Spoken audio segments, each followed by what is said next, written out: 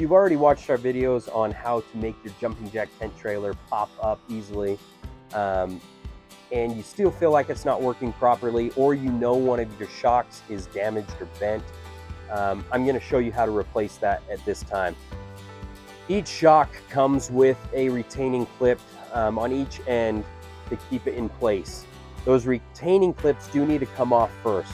The retaining clip goes around the shoulder of that shock and then slides out.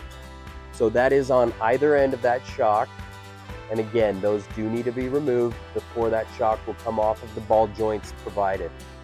Once those retaining clips are removed, we can go ahead and pop that shock off of one end and then off of the other.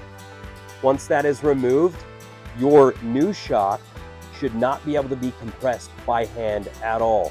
There is a lot of pressure in these. They are very strong. They are not going to be able to be compressed by hand. So if yours can, it is definitely in need of replacement. With your new shock, you're going to take that end, pop it back onto that ball joint, and then you're going to notice that that shock is longer than where that other ball joint is sitting.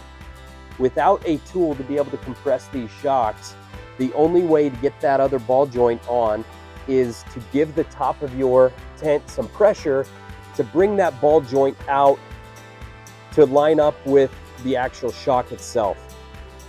When pulling that down, you can give the framework of the tent a little bit of pressure as well to kind of help get that to move out so that it reaches the end of the shock. You don't want to pull down in the center of your truss to damage anything there. So I recommend right next to that bolt point up here, we're going to grab on, pull down until it reaches that point. Once you get it on, make sure it pops all the way on there, and then replace those retaining clips. The way we're going to do that, slide the pin through the two holes, make sure it comes out that back side,